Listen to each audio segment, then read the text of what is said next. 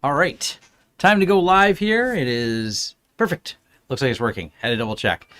Always some little technical detail when doing these. As many as I've done, you wouldn't think there'd be these things, but you know, YouTube makes changes, and we have to roll with them as creators. It is the platform that has the most audience and best discoverability.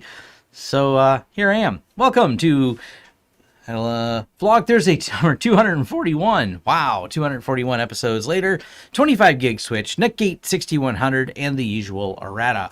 Now, I've been working on a 25 gig switch review. I just been busy, and I'm partway through it, and through 1,000 distractions that came my way today and a few humorous ones, essentially it's almost done. I got most of it recorded. I got to finalize the final recording part, but I will be sharing some of that with you folks because it's still set up.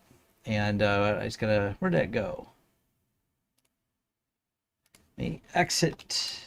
There we go. We'll do this over here. People like to see these things. Actually, make it a little bigger and drag it over. And so I will be talking a little bit about this. It's all plugged in and working, so we can show what it looks like with 25 gig connections talking to each other. All this is up and running. This is the UniFi aggregation switch. So that's this one here. I already noticed a few interesting things that I wanted to comment when I do the review. But one of them is it doesn't tell you what's plugged in to these ports. Like this one tells me that I got a DAC cable plugged in. There's actually a fiber cable plugged in here. And these are all DAC. But yeah, it's not actually telling you what type of DAC. It doesn't have the detailed port information. Thought that was interesting. Not a huge deal, but I wonder why. Maybe they can fix that with firmware. Maybe they can't. Maybe it can't read those ports. Maybe it has some weird way they combine together. I'm not sure. That's at least something I haven't solved. But as far as it functioning, oh yeah, the switch works great. That unified 25 gig switch. I also am working on a review of this, which is the super micro system. This thing's pretty wild. It's quite the beast. Actually, we could probably show it here if we go to hosts.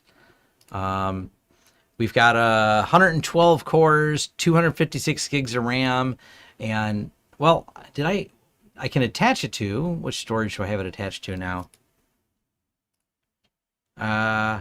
One of these storages here, TrueNAS. I got to attach it to the 45 drive still. Yeah, I'll have a few terabytes, quite a few terabytes of storage on here. So that'll be something else I'll dive into and talk about. But let's see, read the welcome messages now. A bunch of people in there. So hello, Corey and CH. And let's see, hugely interested. I'm planning on buying both of these pieces of hardware. I'm assuming you mean the 25 gig switch. I also have the Netgate, not to leave this out of the mix here. This right here, the Netgate SG 6100, and there we go. Actually, I was wondering why the lighting looked off. It's because the lighting's off. Hey, brighten up the day here. So I have this, and I just did this review. I like this box quite a bit. There is definite confusion by people. There's a person who doesn't join the live stream but leaves snarky comments on my YouTube. I was laughing because I don't think they watched the videos. I realized they just leave snarky comments, and they told me I can't do 25 gigs, or I'm sorry, I can't do over 1 gig unless I change a parameter, which isn't true because I demoed in a video literally doing it. Yeah, so there's all kinds of just, I don't know, weirdness I deal with the comments on YouTube, but this is still a nice device. My only complaint still is the silk screening on here, but I notice a lot of people are upset that this doesn't come in a rack mount. I don't really think it needs to be, and I bring it up. I don't have a shelf in there anymore. I got to put one back in, but I don't think this needs to be a rack mount. To me, when I think of a small business switch like this, I think of it going on a shelf, and in not necessarily a shelf, not in a rack. Some small businesses have a little small rack, and this fits in there. But a lot of those racks are not very many U. They're rather short. They're small business racks. They're not full height racks. They're the top of a broom closet or something where there's things in the bottom of the closet. And putting this on a shelf next to maybe the cable modem that comes in, which is the common way you'll get internet at a small business, or even if they do have a fiber, awesome. A lot of the fiber takes up 1U. At some point, you kind of start running out of room. So having this sitting on a shelf where it can sit adjacent to a couple other things, I don't know, it doesn't sound like a big deal to me. And of course, if you're talking about like the COM board at the back office where the DMARC is, mounting this with a bracket to the COM board, that's pretty common too. We actually have mounted a few switches. We have it like dental offices and things like that, where we don't mount them in the normal method. We'll mount them up and down to keep them flush against the wall, and this would fit right in. Matter of fact, for cable management standpoint, mount it like this and have the cables go up and over to the adjacent switch. It makes more sense to me to make a device that's not rack mount, but people really want a cheap rack mount. I guess it looks cool when you have a lot of space. In home lab people generally are going to be someone, not that they have a ton of space, but I get a lot of the home lab people are complaining about it. But me, as someone who physically installs a lot of these in businesses, rack mount, it's not my checkbox for filtering of I really have to have a firewall that's rack mount for my dental office with 9 people in it. I would prefer everything to be nice, but the real world doesn't really call for that. So, yeah, it's kind of one off. Let's see. Configuring a Juniper 8x 100 gig. All right.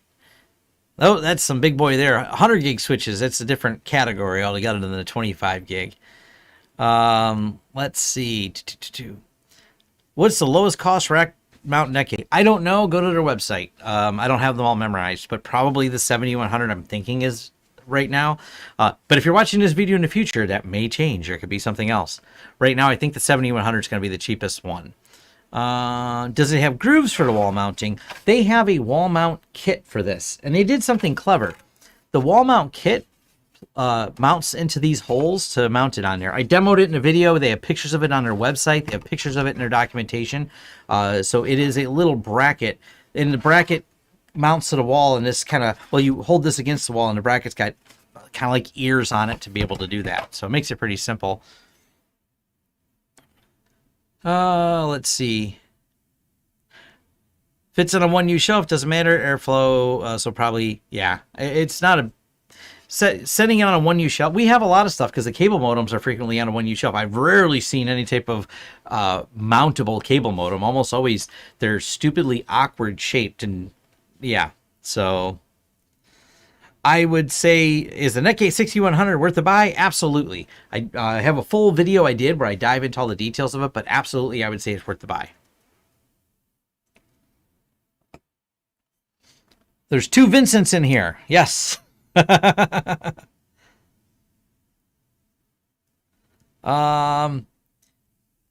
Hey, fellow data hoarder. LTO tapes are too expensive for me. What's the opinion on long-term cold data storage using optical discs? I know they make some archival ones. I know from reading, never used them, so I don't really have an opinion. For me, I keep data encrypted in the cloud for one of my backups, and then because I have a physical building, I have a backup here, I have a backup at my house, and I physically have an encrypted copy of critical data in the cloud. So I never really got into LTO or those. And granted, there's a cost. If even using Backblaze has a monthly recurring cost on there, you just got to decide on those layers of redundancy, how you want to do it. I prefer to keep the data spinning so I know it's there, because we didn't know this in the early days of the DVD-ROM and CD-ROMs, but it turned out, especially the very first generation CD-ROMs, they had a very limited life, so you couldn't read them. And right now, I was kind of looking, because I have, it's over there now, it's out of my reach. I used to be a wedding photographer, and I have all those DVDs of when I was a wedding photographer. I'm not sure what to do with them. I don't even have I can put one in, but I don't even have a DVD-ROM drive in my computer.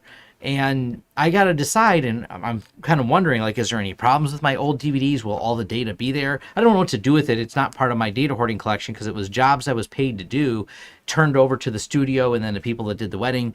I don't know where my responsibility lies on holding all these weddings. I actually have randomly had people reach out to me years later because the studio has since closed and everything else.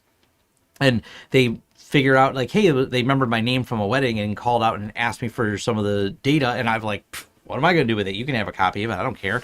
But now that's been so many years since I've been a wedding photographer that I don't know, like, should I archive these somewhere? But should I at least get them off of DVD? Because at some point, will DVD even work anymore? Will it degrade? I don't know. It's a solid question that I don't know.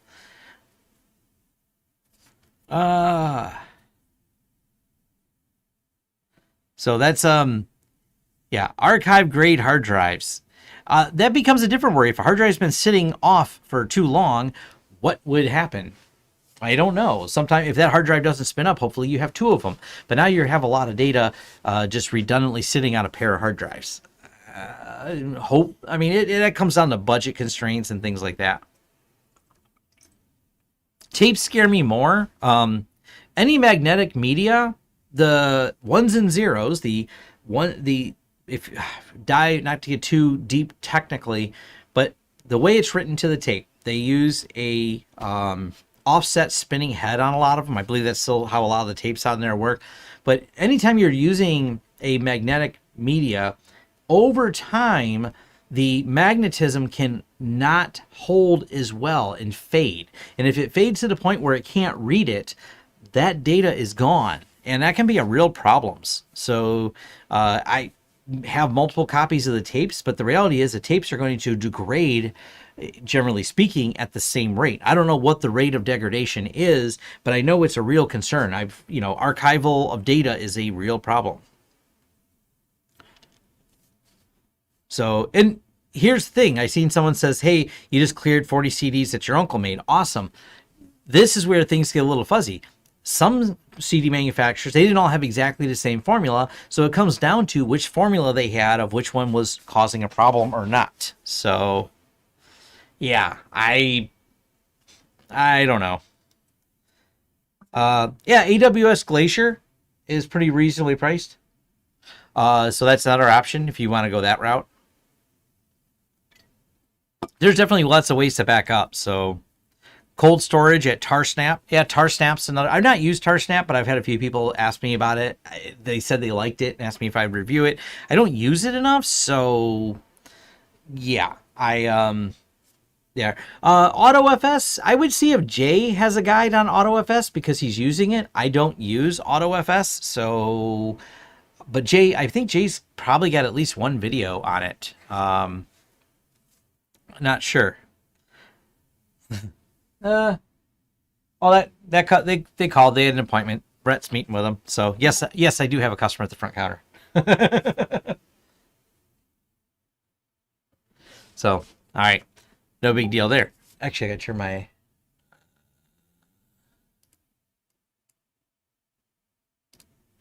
What's this?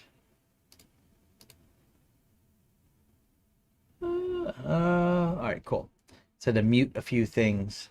Google made more changes, now more things go ding. So I'll turn my volume down so I don't feel like trying to mute all of them.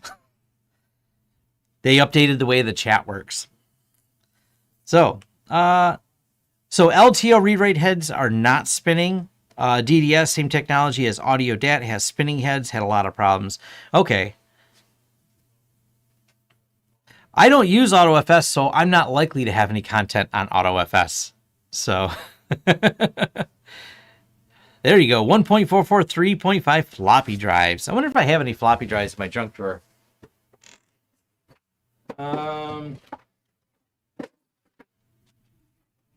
Nope.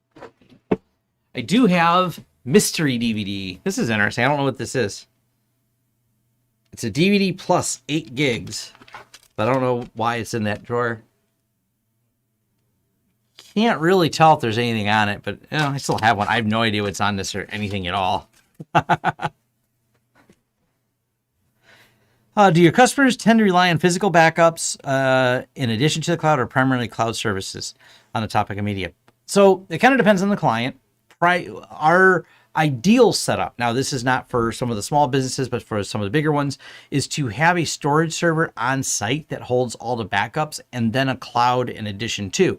That way they have a quick repository that they can hold all the data on. But a lot of the small businesses, I mentioned some of the dental offices and things like that, their software's in the cloud, so their backups are really just for files they don't need even full workstation backups. Those type of situations are usually just cloud backup only. We have insurance agents are the same thing. They don't really have that many. Their line of business applications all run in the cloud, so there's not a ton of documents to back up. So once again, there's not really a point in, they don't even have a NAS.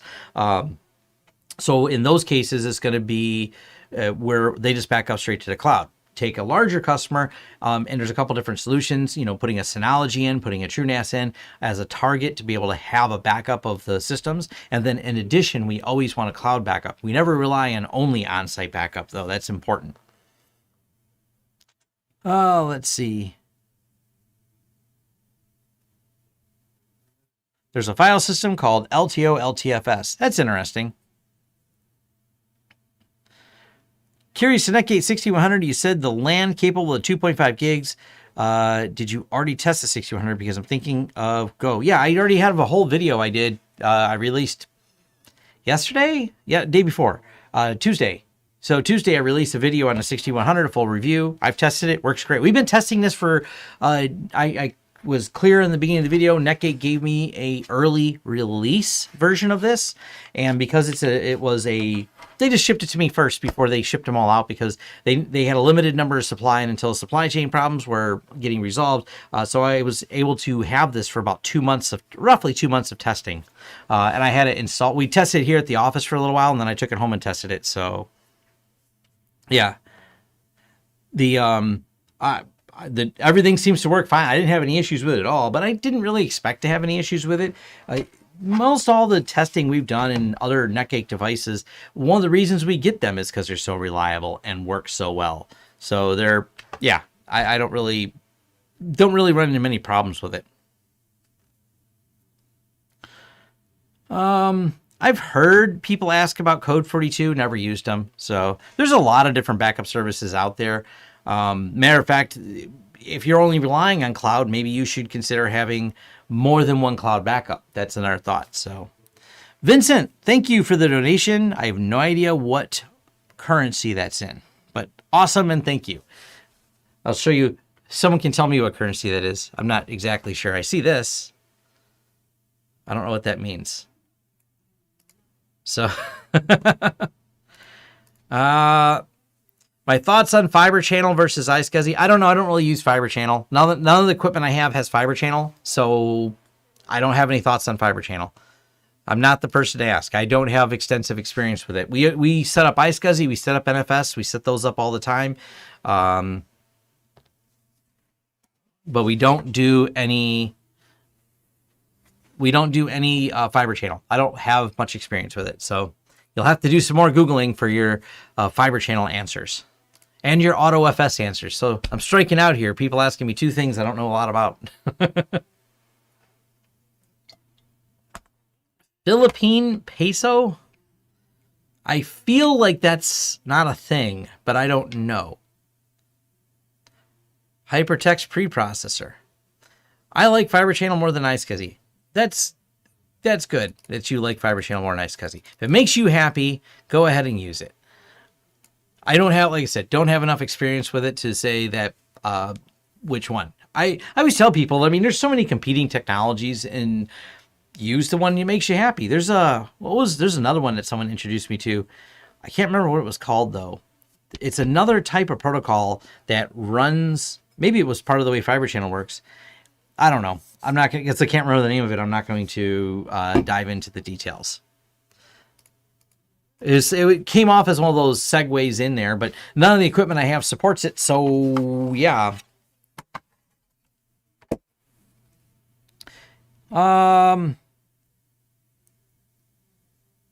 Yeah, the Fiber Channel does use dedicated structure. That's definitely a thing when you're looking. The Fiber Channel is only 4 versus The other ones are using network standard, transport TCP/IP type protocols. Fiber channel, I know, is dedicated to that type of connection. It's not like network enabled, which can have some advantages of simplicity of it just works, and can have some disadvantages to trying to tie several things together. There's different complexities, but I mean, I've been told by other people there's some nuance to getting it set up, but once you know it, you know it. So, oh, and someone says you can sort of tunnel fiber channel over IP Ethernet. I guess at some point you can sort of do it, is not the same as you should do it. I'm guessing by you said sort of. So I don't, like I said, goes outside the realm because I don't use it. So I will quit speaking on that topic. But the topic that we do want to keep talking about, why not? Because we're here, is this right here. Oh, I see Willie's watching. I just got a direct message from Willie. Hey, Willie. And he said, fiber channel over Ethernet. Yes, those are the words we're looking for. So thank you, Willie. Willie Howe, in case you didn't know. But even though we're not using fiber channel here, we do have this set up right here, which does have, which does offer the 25 gig connections. And that's what I was testing before I got distracted 20 times, because this is the part of the video I was at where we were setting these up. And let's go over to the UniFi. That's across this switch. The UniFi 25 gig switch here. And let's go to the stats. There we go. So we can see all the data being transferred. I wish they had better stats on here. One thing about the UniFi, people like the dashboards, but they're not particularly great. Like, they're not wonderful at all in terms of functionality, and they're not telling me much. Matter of fact, they're telling me the wrong information here. This is interesting. Huh. Hourly. It's really showing a low transfer rate here. 5.7 megs from 8 to 8. Wait, why is the time so wrong on this? This is why I don't like the UniFi. People get excited about this, especially like the Dream Machine, but I'm always the same problem with it, is it's not actionable intelligence here. Matter of fact, it doesn't seem intelligent at all. Why is it telling me? It tells me these are connected at 25 gig. Matter of fact, you can see they've transferred 538 gigs here, 538 gigs. Not much, because it's these two right here that are transferring. And we can keep doing this, and we can see the transfers going across, but apparently UniFi can't. Besides the time, I probably just have the time zone wrong, which is why it's got the wrong time, but I am not understanding why it's not giving me better data on how much data is there. Also, why the client experience thing has always been a confusing marketing term by then. I've got a client experience of 95%. Why? Like, oh, there we go. I'm back up to 100.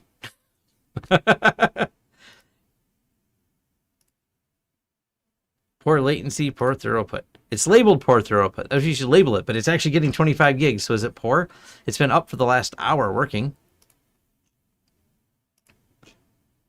Deep packet, no DPI available. Yeah, I don't know.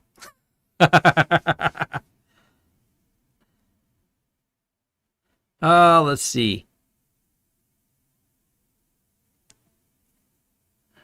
I wouldn't say that 25 gig is for data centers. It's actually getting, it's getting cheaper. These cards are inexpensive. I mean, relatively speaking, they are.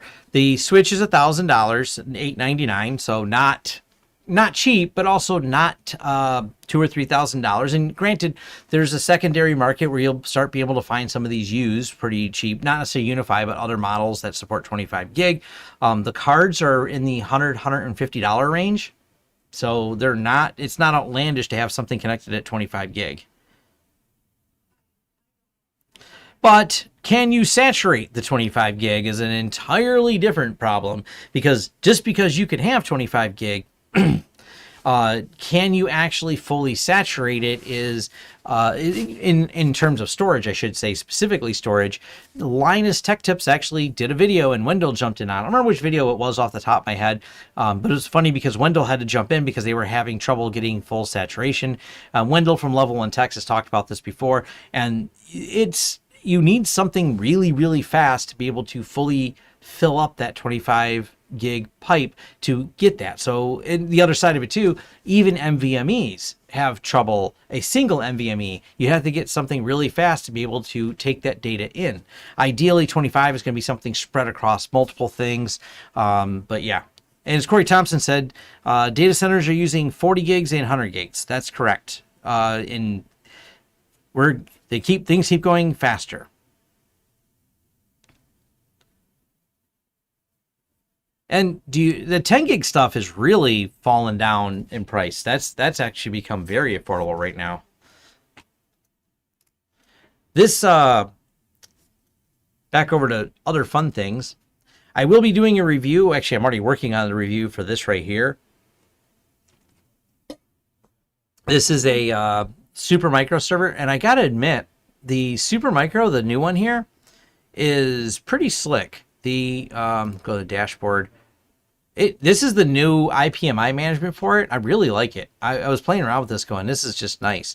The HTML5 thing is snappy. It loads really fast. I've got XCP&G loaded on it right now. But they just did an overall nice job on giving this a whole refresh.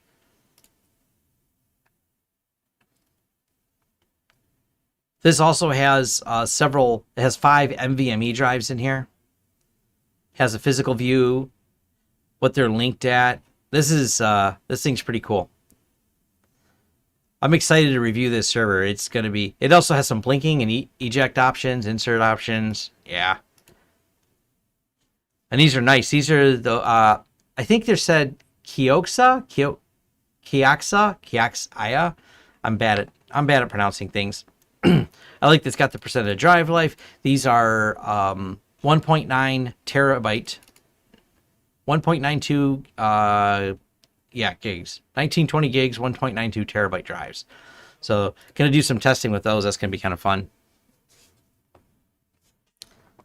Are there any good NetFlow apps for my home?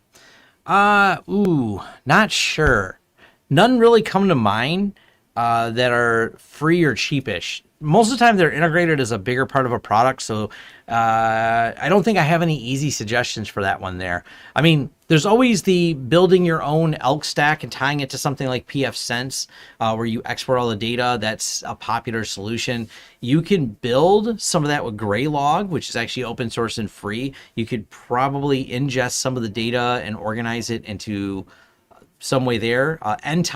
NTOP is pretty popular. NTOP NG, I believe is what it's called. So that one worked too. So those are a couple ideas there. Thank you very much, Gabriel, for the donation. It is much appreciated.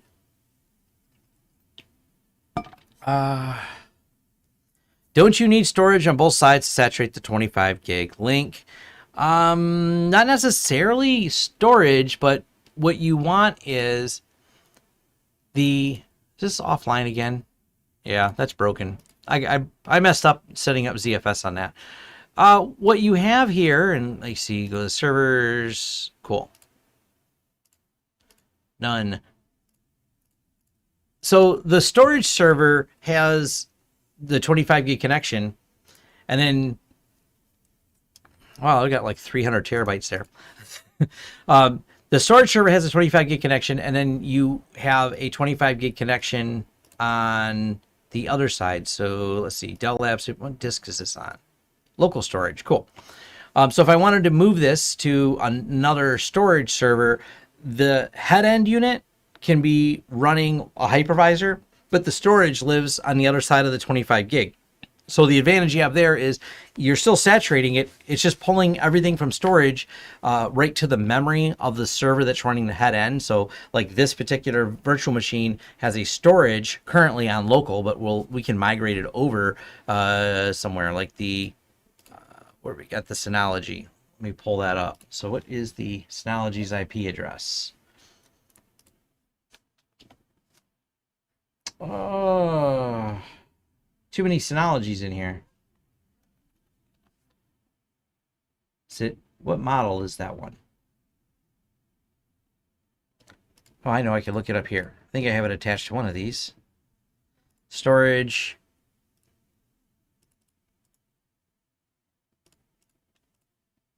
Unknown error. Oh, I don't think it's on. Well, it's on. It isn't on. I don't know why it's not connected, though. Something went wrong.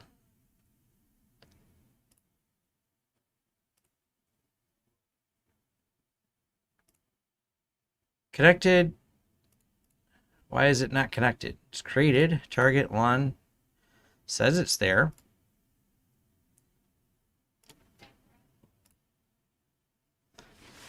Why isn't it seeing it? What did I break?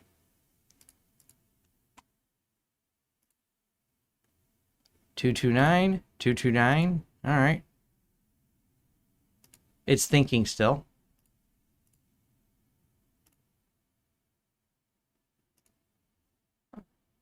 Okay, now it's happy. It just, they booted out of order. I didn't have something plugged in and they all started out of order. So that's probably what happened there. But I can probably move those over to do that. What is the correct place for Netgate firewall? Right after your ISP. So it usually comes from your ISP into your firewall. That is the traditional way to set that up. What's the power consumption on that Super Micro? Probably not good. Let's go to the dashboard real quick. I assume, yeah, this is watts. So about 300 watts right now. So, yeah, a lot. It's a 300 watt device. It's warm.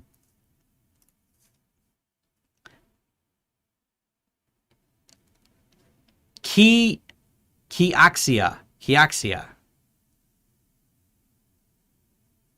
Okay, I'll try to pronounce it like that.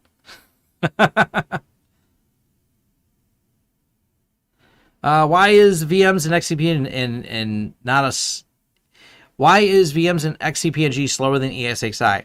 I've not done direct benchmarking myself, but my understanding is from the last time I looked, someone did some head-to-head comparison. Granted, it was Citrix specifically, and they didn't find that difference. So anything I've read through forums and testing, no one's seeing a big difference between VMware, Proxmox.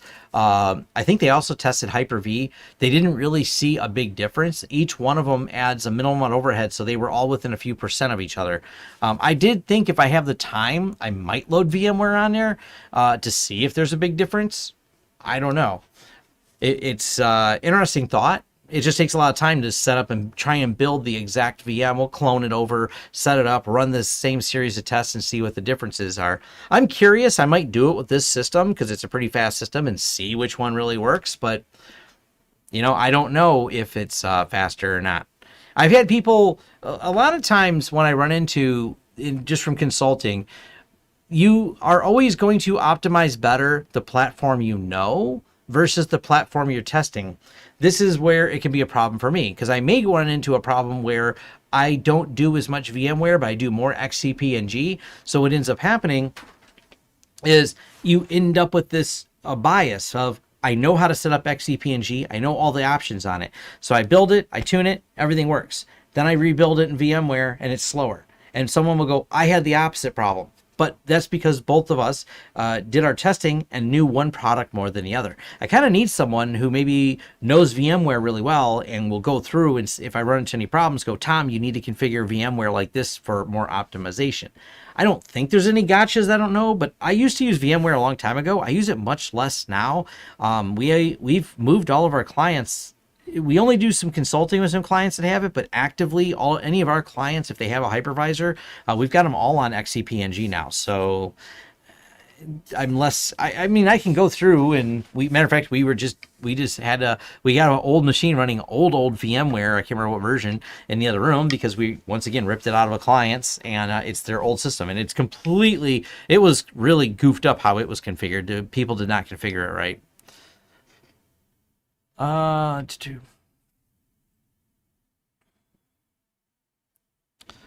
Let's see.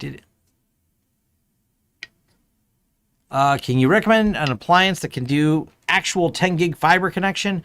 I think the highest end UniFi one from Netgate can. If not, build one yourself. Buy a high-end Supermicro server or whatever and pop a 10 gig card in there. Buy the server that I am using. It's certainly fast enough for doing it. So there are servers that can do it. It just has to have a fast enough processor to get single stream performance at 10 gig. This will do multi-stream performance at 10 gig. That's where things get fuzzy. It's not like it's just does 10 gig. It does 10 gig, and there's limitations based on how many streams.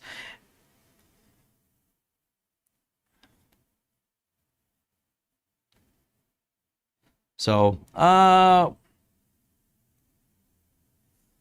what do I use for offsite backup for TrueNAS? Backblaze. I've done a video on it before. So the Backblaze is solid. Been using it for a while, no problems. Big thumbs up to Backblaze for doing the for offsite backups.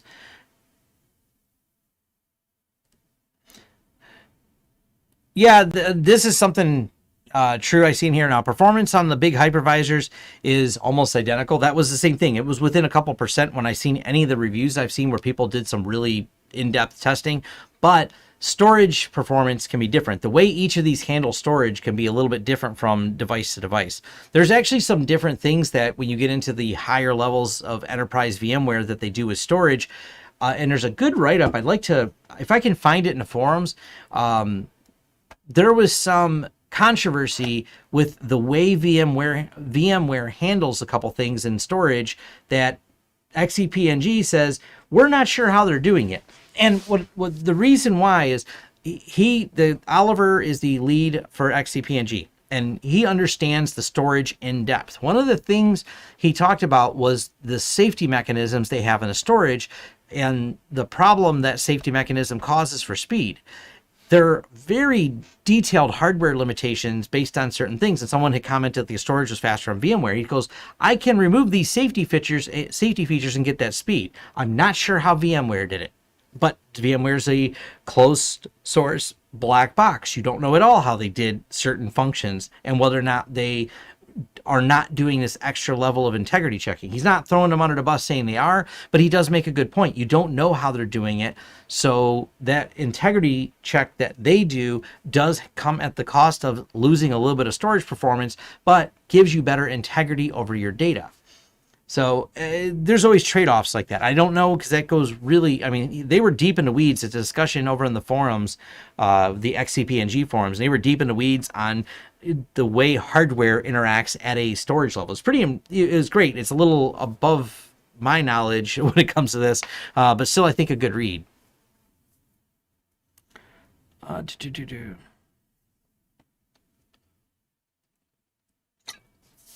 Let's see. Yeah, I think a nice feature of VMware is the VMS cluster file system and components. Yeah, their converged file system is pretty popular. I'm not directly familiar with all the details of it, but I know it's a little bit different. The XO-SAN version 2 is on its way out, but not available right now from XCP-ng. So until they get XO-SAN, if you need all that. Now, the huge difference is going to be in the licensing to get all that. The licensing for XO-SAN, of course, if you build a lot of this yourself, it's all free because it's open source. It's going to be substantially different. And one of the big things we've done a lot of consulting with moving people off VMware is the problem with servers like this. So when you have a server and you're paying per core licensing, we'll go back over to the host here. I mean, this one server has 112 cores in it.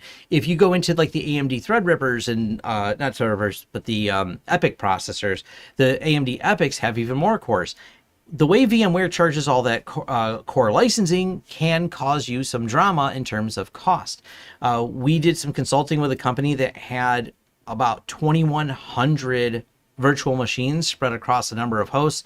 And one of the reasons for them getting off of VMware was because they were adding more and more. They planned to grow by another few 100,000 virtual machines.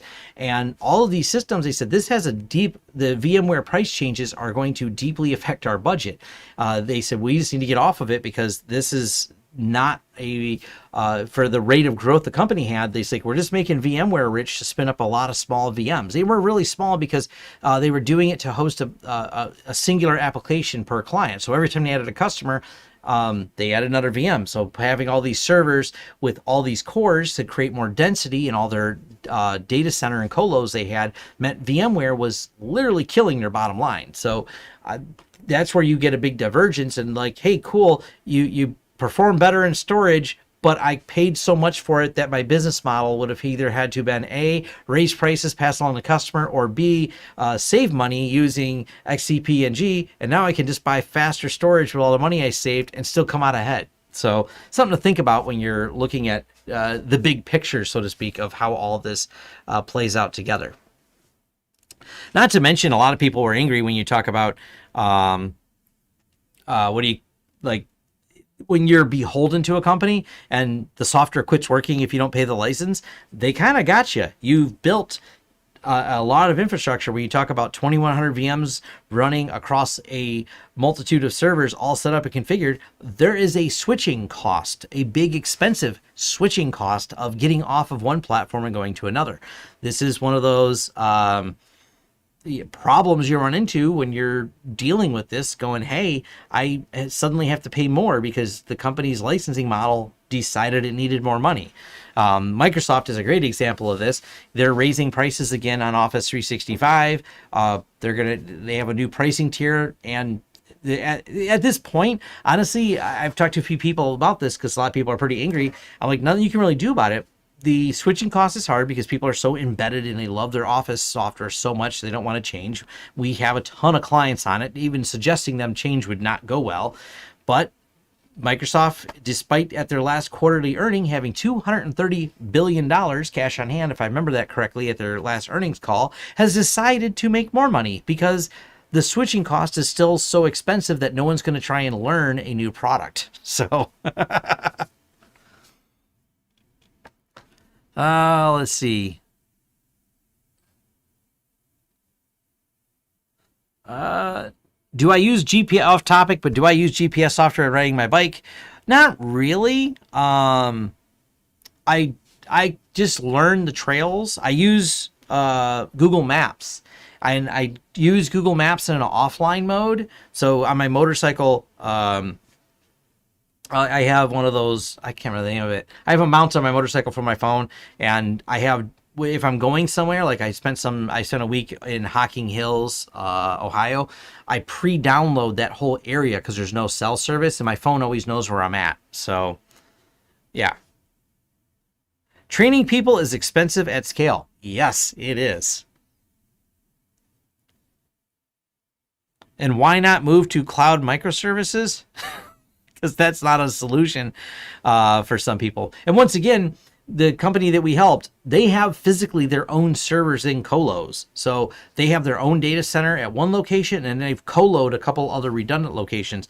They're running their own hardware for everything. So for them to switch to some microservices, once again, you become very beholden to the company providing it, and they can just ratchet up the price kind of an as-needed basis. And yeah.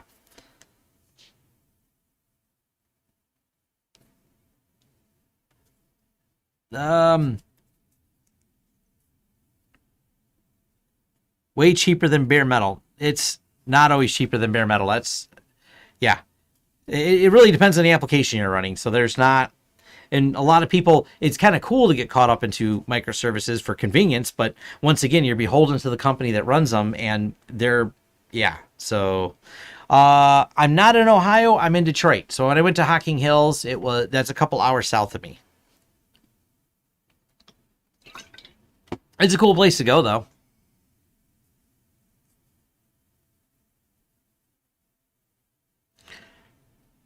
Yeah, if you we run our backup machines for phone services on-prem, it would be a lot of work and time to have away from a team to switch hypervisors. Oh yeah, it's not easy. So,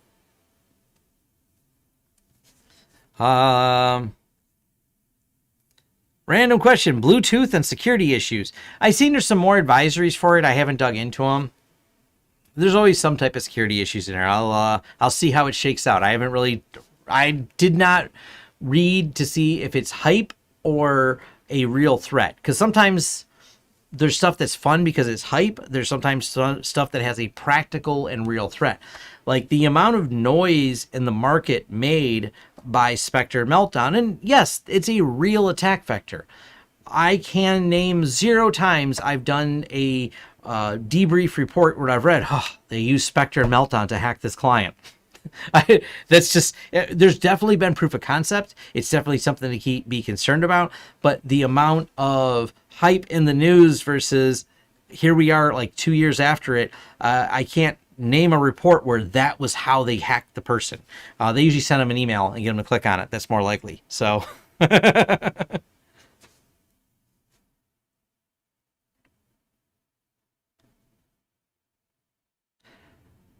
did they jailbreak the Wii Mini over Bluetooth? I don't know. I didn't dig into that. Really not sure. Really not sure. But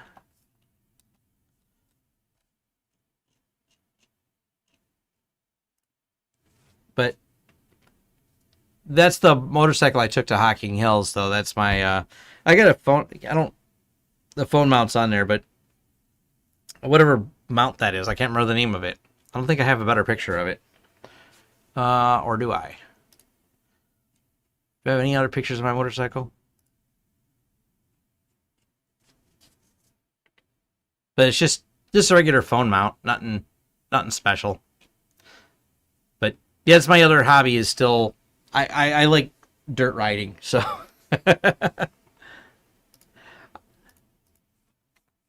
Let's see.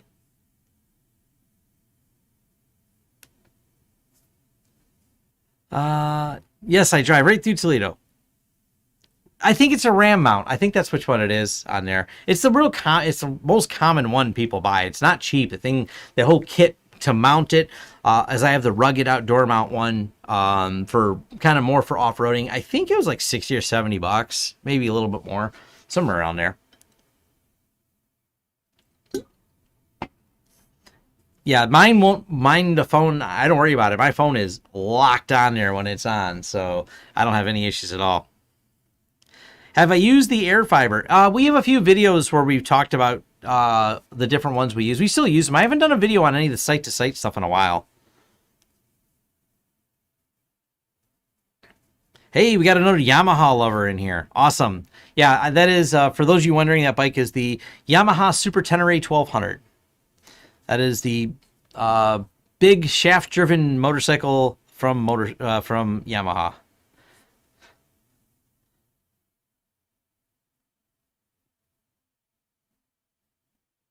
So let's see. Thank you, Gold Cane, for the donation. Much appreciated. $5 I will get myself a coffee with. Yeah, common and expensive sounds like a RAM. Yep. Hey, hey Tom, thank you for the PF Sense videos. Do you have any videos on secure setup of a Synology NAS? The nice thing is Synology, pretty easy to secure. They have their little security guide. Just follow it. Like it's built in. It tells you what you didn't secure.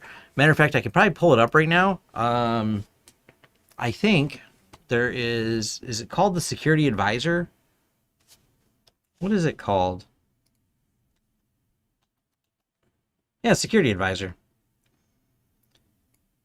Start.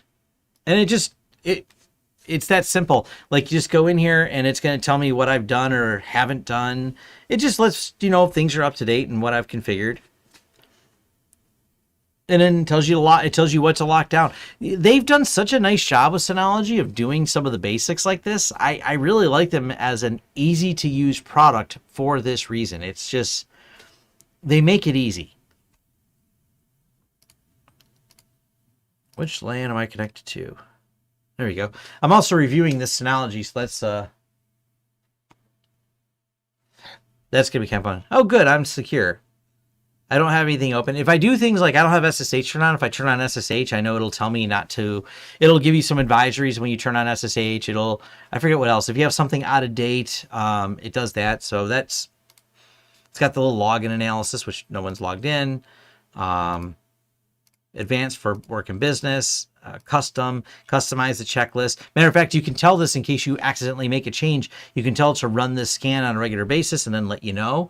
I really like that feature of Synology. The being able to do that makes simple.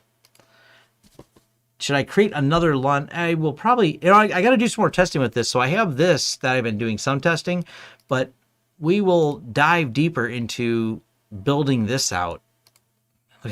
Oh, that's right. Let me fire up one of these VMs. Oh, I got to reset how many cores I have assigned to this. This thing boots so fast with those NVMe drives. It's like so immediate.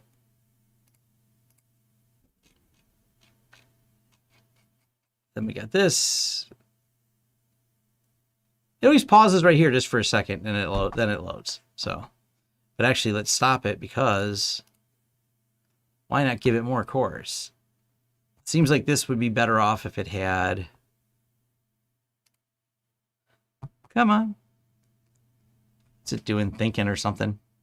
Something's running in the background. Oh, it's got unattended upgrades, so it probably kicked off an upgrade as soon as it booted up. What network is it attached to? That one. Okay. Come on. Shut down. Look at the comments here. Yeah, make a strong password, enable two-step authentication, disable remote access unless you need it. Yep. TrueNAS is meant for the more advanced users, as simple as that. When people ask me about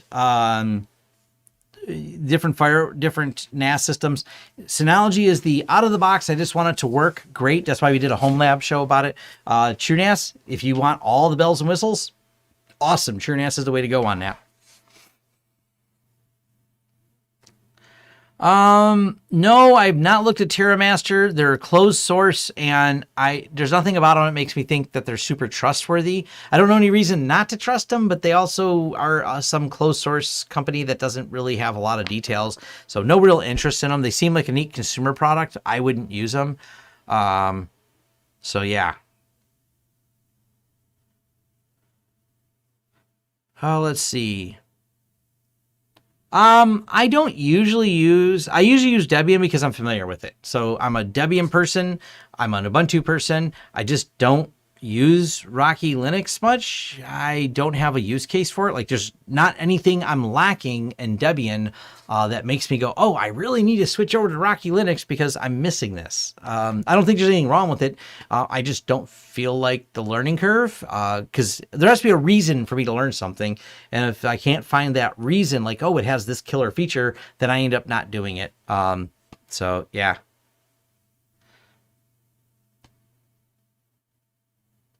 You had DOA problems with UniFi gear in Europe. I can say that we have had an absolute minimum for, UniFi for the quantity of stuff we deploy. And I mean, we order a lot of this stuff. We just don't have issues with it. It's just not something we're running into. I'm actually surprised for as much as we've gone through how few things. The only thing we've probably seen more of lately, and a lot of it has to do with poor packaging, is we've had a lot of hard drives show up bad. Of all the hardware we do order, hard drives are the scary one. Occasionally when we order just like 4 drives, they'll come really poorly packed. And I think that's part of the reason why we've had a few of them that are they're out of the box. We're like, yeah, this isn't a surprise that this doesn't work. But I haven't really had any UniFi stuff that's bad.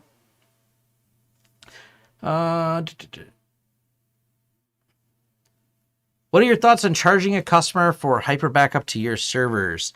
I don't know. We don't do it.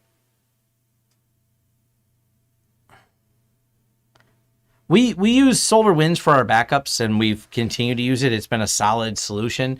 It works well, so.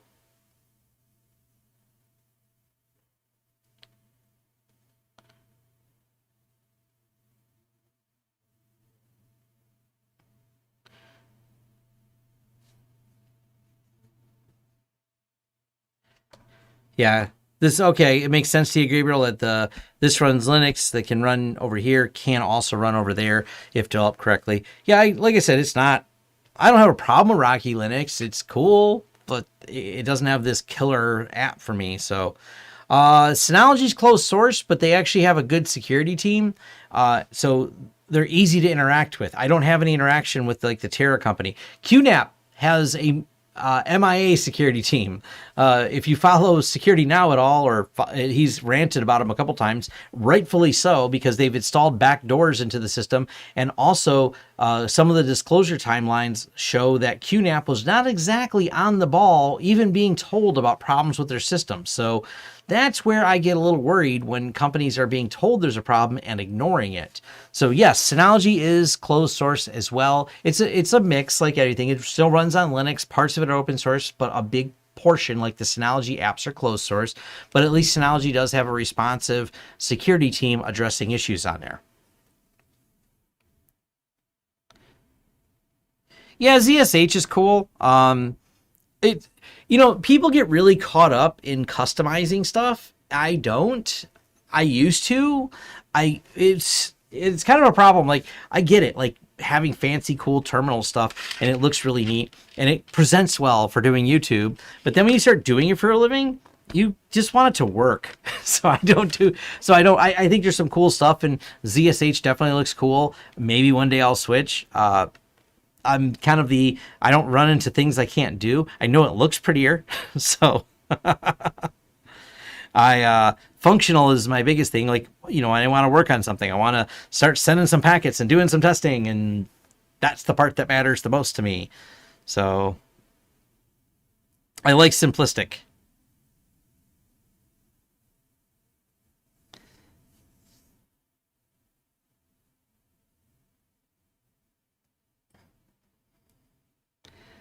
QNAP, TerraMaster, WD, Netgear are some of the worst NAS vendors. Stick to the Synology and Buffalo. Yeah, I don't know. I haven't used them. They seem like they're targeting consumer stuff, but they're not something I'm going to use as often. If you're a consumer and you're looking for some extra internal backup thing, cool. But also be careful if it has access to the internet or needs access to the internet and can become a security risk.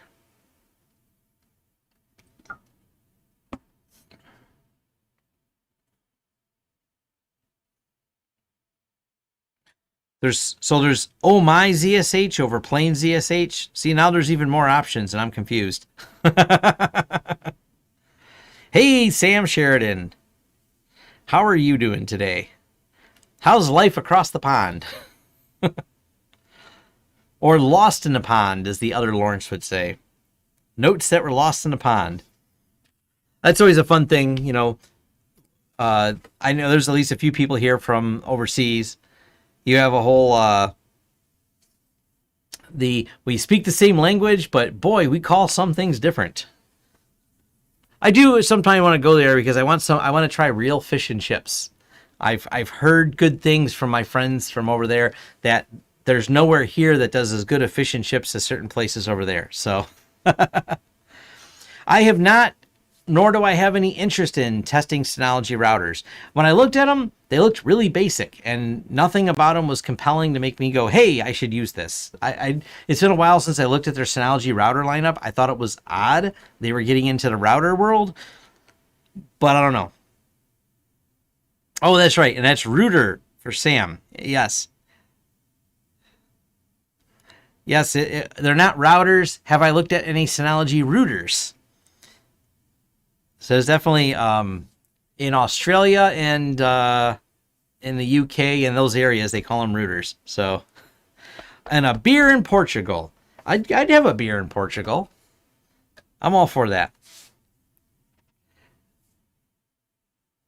Real ale and fish and chips. There we go. Ale, fish and chips. I'm all for it.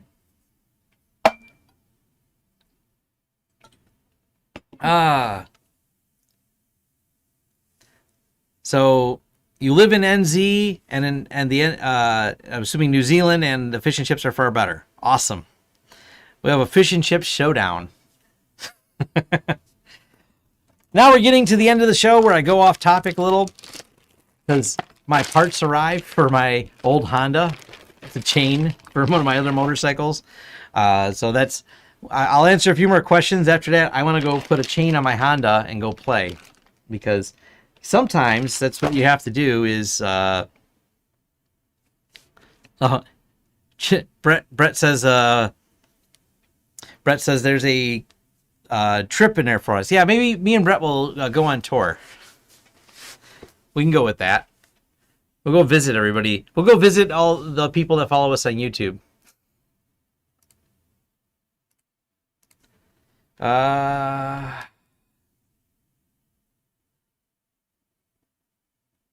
Trying to pull this up here. A picture of it somewhere.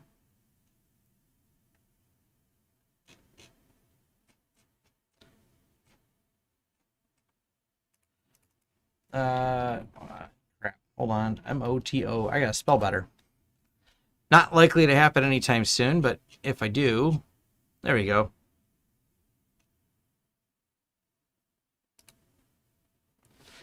This is what the chain's for. This is the other toy that I have. I have my old Honda Trail 90, and if you notice in this picture, for those of you that care about motorcycle stuff, the adjusters are pretty far back and there's a little slack in the chain, so I gotta address that. The chain's stretched, but the sprocket's perfect. So it's the original chain. So this is a 1972. So I guess it's time to replace it. It's finally worn out. You know, it's only a 1972, so.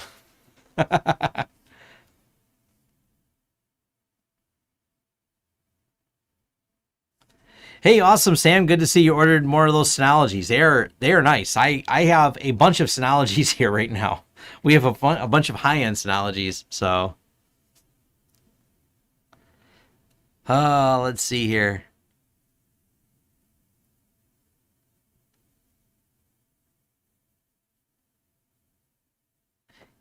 Yes, you missed the 25 gig part. All I was doing is talking about 25. There's a review coming in the next day or two on 25 gig switch. So let's make it electric. I've thought about getting an electric motorcycle for off-roading. Actually, a bicycle modified is what I wouldn't mind having. So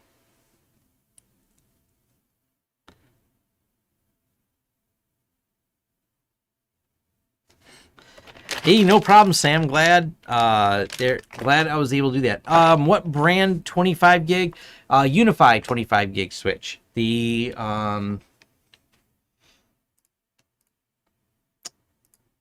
this one right here. We'll go back over to this. That's right there. There we go.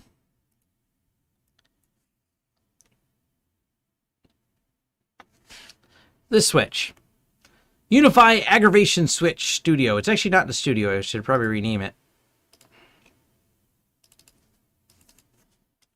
It's in Rack 2 now. It has been renamed. Services. Security and network, and yeah, I got to finish the software. I got the other part of the review done. I just got to do the software part.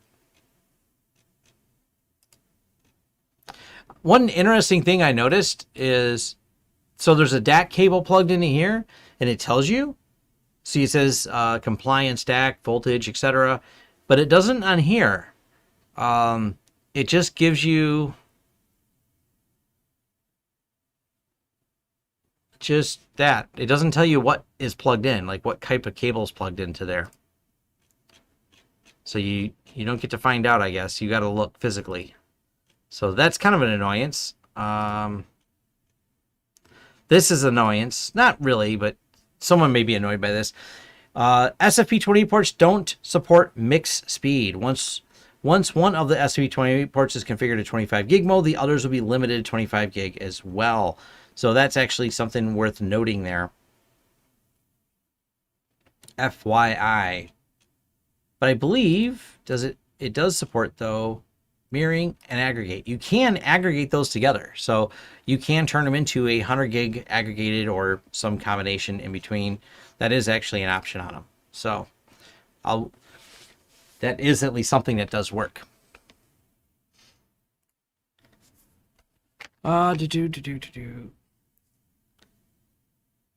What does the front socket look like? It's fine. It's in good shape.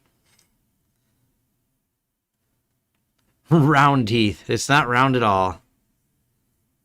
I know you meant sprocket.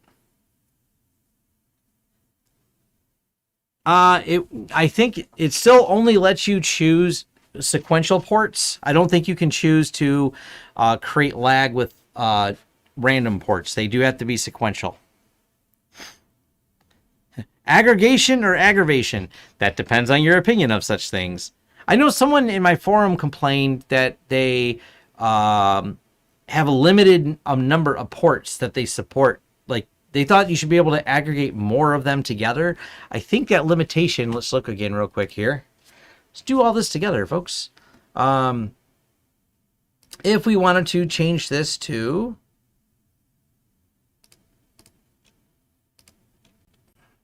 aggregate. Oh, all right. Now they have more of them. So between 3 and 17. So that's a lot more. Because I think before, when it first came out, it didn't support as many aggregate ports. Now it supports more. I got to look that note up because someone made a note of it's in the firmware notice that it didn't support. I think originally it supported 6. I could be wrong. There was a discussion in my forum about it, and someone found that to be rather annoying. But with the I've gone through a few firmware updates with it, and this firmware obviously supports 15 ports. So yeah, that's a lot more. About half the ports on it can be aggregated together. They have to be done sequentially, but they can be done. So that's the answers that question.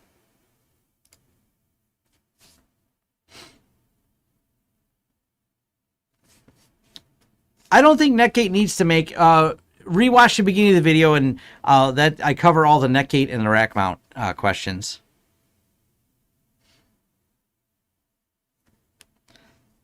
Yes, it does support spanning tree.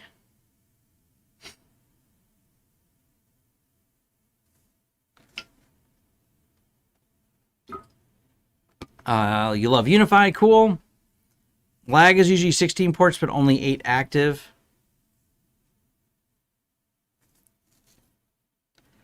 Oh, and someone else hates the UniFi ecosystem. Yeah.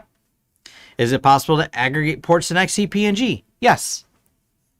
Yes, you can. I actually think, let me look here.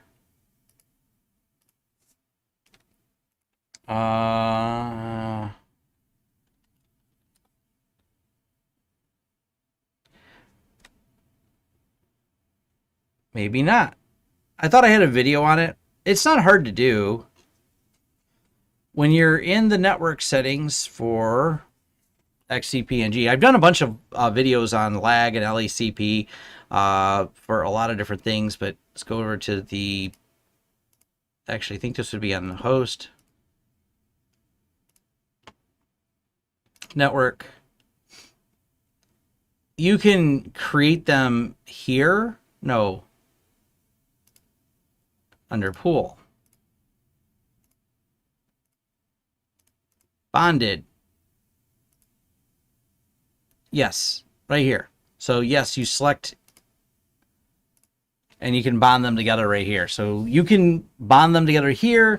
Then you choose the bonding type, balance, active backup, or LACP. And then from there, you would match this, whichever switch or other devices you're connecting to, and create them.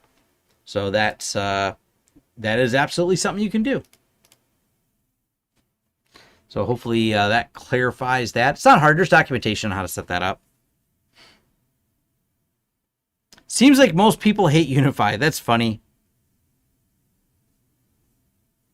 I don't use any UDM Pros in production, so I don't know any speed limit issues or what they are. I'm not saying there aren't any. I'm just saying I don't know them. We sell we consult on so many UniFi, and trust me, we are talking, when we talk with like some of the larger suppliers for UniFi, when like Double Radius or some of the other companies, when we've had to order like 100 and 200 units at a time, I mean, they're selling an absolute ton of UniFi out there. So it's, have I tried out TrueNAS Scale? Kind of, sort of, but not completely. I've been doing some testing, but I haven't really dove into it enough. I need to just swap some of my systems with it. That's kind of what I have to do to dive into the testing. I have a TrueNAS box back there that one of my weekend goals is to dump all the data off of it for backup. Well, I have backups of it, but I want to like mirror it before and after and try importing the pools and everything else and see if everything breaks for TrueNAS scale. I have all my videos backed up. They're redundant somewhere else, but I want to, because I know I'll have to do a lot of testing, I want to have my videos somewhere else in case everything goes wrong, and I got to put a plan together to get it all set up. But I'm going to erase that from TrueNAS and put TrueNAS scale. Yeah, Streakwave is the other one. So Streakwave and Double Radius are, if you're buying 100 plus units, I forget what their minimum buy is, but for some of our larger scale purchases, we've definitely bought a lot of UniFi from both of those places, Streakwave and Double Radius.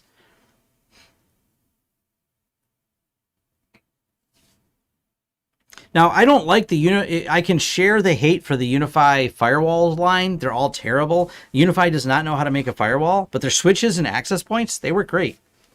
I actually love their switching and access points, but their firewalls, they're garbage.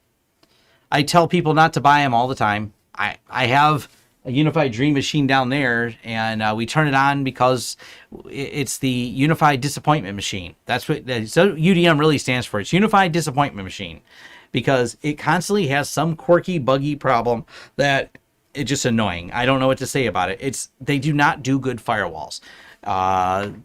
If you just need routing, do I think it's better than a off-the-shelf Linksys firewall? Yes. Do I think it's better than something more advanced like pfSense or Untangle? No, not at all. It's actually quite buggy. So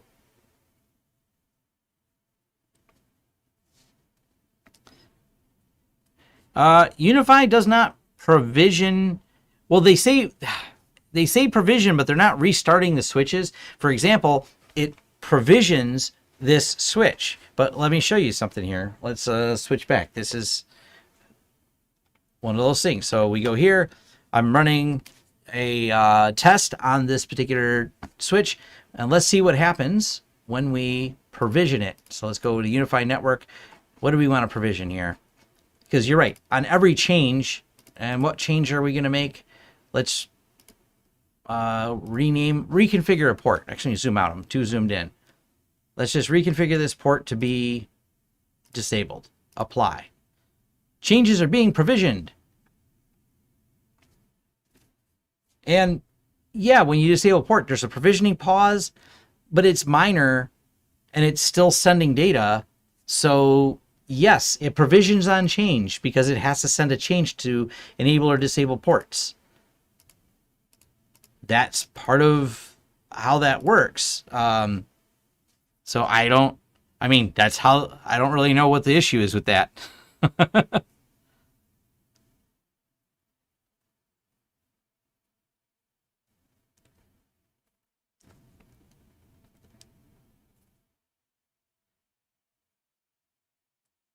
And how often are you making changes? Most of the time when we set these things up, we're not, like, there's the initial configuration, and that's kind of it. Like, we don't change these all the time. The time we're really changing it is in setup, and when someone has a new change they want to make to the network. But from a usage standpoint, we're not making that many changes. Like, once it's provisioned and the customer's all set up, they usually just enjoy using it. And it's nothing I even think about after, other than firmware updates. We're not really thinking much about changes. If they are expanding the building or doing something like that, yeah, maybe there's some re-provisioning to add another VLAN for another department or something to segment the network. But I don't really see it as a big deal. So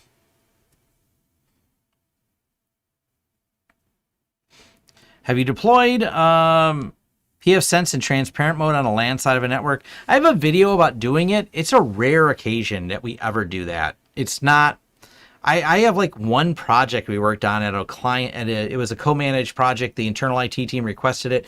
They were using it to monitor SCADA systems, like like industrial control systems, and they wanted transparent monitoring. I have a video on how to do transparent monitoring on there. It's not something I ever use, though. Not many people ask for it.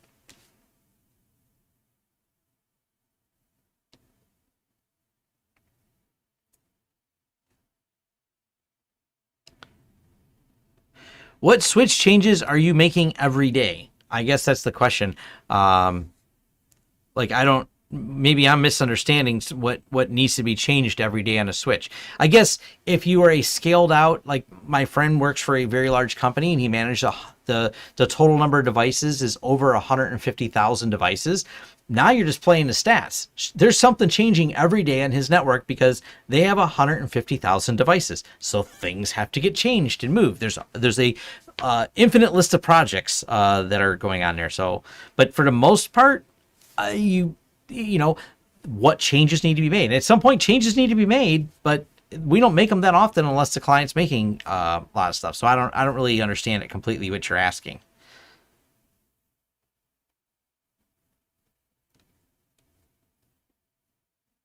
Well, yeah, if you're running a hosting company and you're always onboarding clients, that's a very different use case.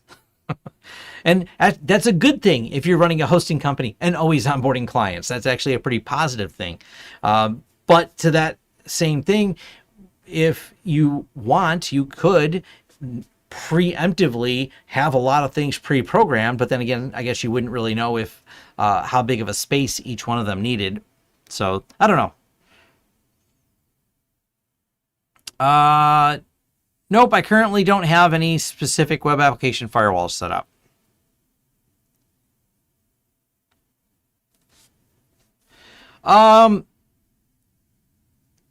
The whole meeting people in person, we still do it, but it's very limited.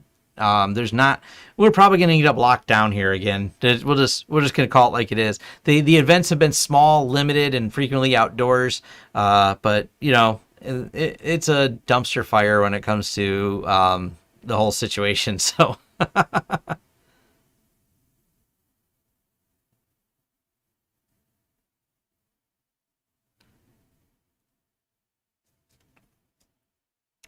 Data management comes interesting for assets under management at scale. Yes.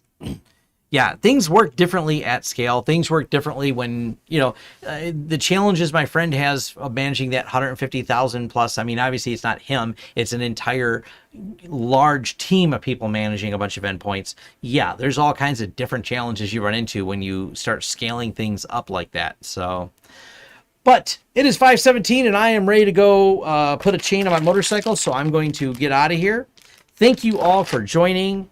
We kept it mostly on tech. I only talked about my motorcycle very briefly. But I will be doing the UniFi 25 gig video that will be out soon. And check out the Netgate 6100 video. I released that on Tuesday. The other videos I have up and coming, there's a lot of them. I have a lot of reviews to finish. So there is a whole lot of things I need to finish reviewing. There's a bunch of Synologies here. There's that super micro server here. There's just a lot of there's a lot of stuff. I've got so much, and I have next. I don't know when it's going to arrive. We have 45 drives. We bought for a client a XL60 server. So that's another thing I'm going to be doing a review is a big old 45 drives server. We have to build it out. So that's going to be kind of fun. So. Lots of exciting things to come. Stay tuned. Like, subscribe, smash the like button before you leave. That's about it. Thanks. I'm going to end it now. Appreciate everyone.